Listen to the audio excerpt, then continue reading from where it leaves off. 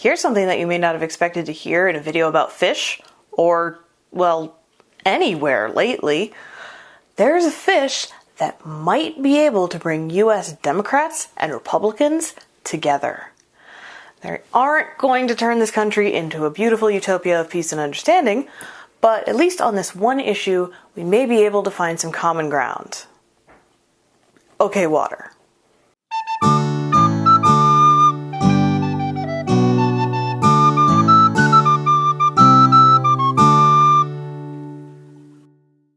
Catfish have been an important part of the North American diet for a long time. Native Americans and European settlers ate them by the millions, and they were among the first fish to be commercially farmed in the 1960s, taking up much of the U.S. Southeast. Then, in the 1990s, the U.S. lifted its trade embargo on Vietnam, and imported catfish quickly took over 60 to 75% of the market, forcing over 500,000 U.S.-based catfish farms to close. This began what became known as the Catfish Dispute, an ongoing struggle between US-based and Vietnam-based catfish farmers.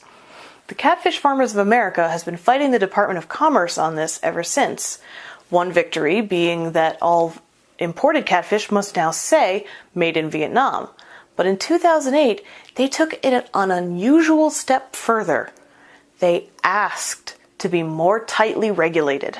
Now, tighter regulations aren't something that large-scale manufacturers are generally fans of, as they often require more frequent inspections, which slows down production, or costly upgrades, both of which cut into profits. But the hope here was that US-based catfish farms would be seen more favorably than Vietnam-based catfish farms, because there are lots of videos floating around the internet that show Vietnamese catfish farms as, let's say, not somewhere you'd want to get your food from. Now, that's not to say that all catfish farms in Vietnam are bad. Generalizations like that are usually not true. There are plenty of great catfish farms in Vietnam, and there are some lousy ones here in the US. The Vietnamese Association of Seafood Exporters and Producers, a seafood trade group based out of Ho Chi Minh City, has countered the claims of bad catfish farms, stating that all Vietnamese exports are rigorously tested and inspected. So what are these proposed new regulations? Well, currently, fish farms are monitored by the Food and Drug Administration, which oversees anything that we eat or take or otherwise put into our bodies legally, other than meat, poultry, and eggs. Those are covered by the United States Department of Agriculture. Personally, I will never understand why so many people don't consider fish to be meat. I mean, it is the flesh of an animal, but that is a whole different can of worms. The USDA inspects processing plants and supply chains regularly, while the FDA does so randomly and only really visits foreign facilities when a problem is reported. If this change goes through, every single commercial catfish production facility both in the U.S. and that wants to sell to the U.S.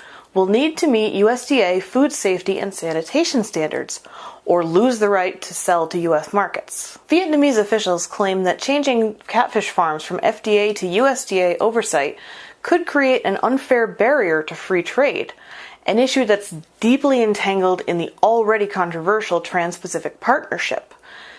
If this change goes through, it could put the U.S. at an economic disadvantage, because even though it's likely that more U.S. farmed catfish would be consumed within the U.S., it's also likely that Asian countries would prefer Asian-raised catfish. And let's face it, for as big as a country as the U.S. is, there are a lot more people in Asia. According to Le Chi Tsung, head of the economics section of Washington, D.C.'s Vietnamese embassy, Vietnam imports lots of U.S. beef, pork, and soybeans. So maintaining that incoming trade while also losing the outgoing catfish trade would be difficult to justify.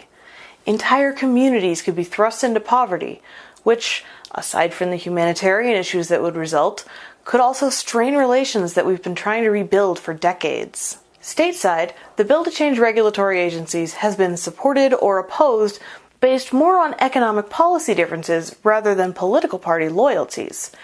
Each side has been fought by both Republicans and Democrats. While this is a sticky situation with livelihoods on both sides at risk, at least members of our two major parties have finally found something they can agree on. Who knows? Maybe the catfish will be the thing that finally brings us back together, and that can only benefit us in the long run. If you'd like to stay current on all things fishy, subscribe to our channel and click that little bell so you get notified every time we upload a new video. Please share this with anyone you feel may be interested, and we'll see you next time.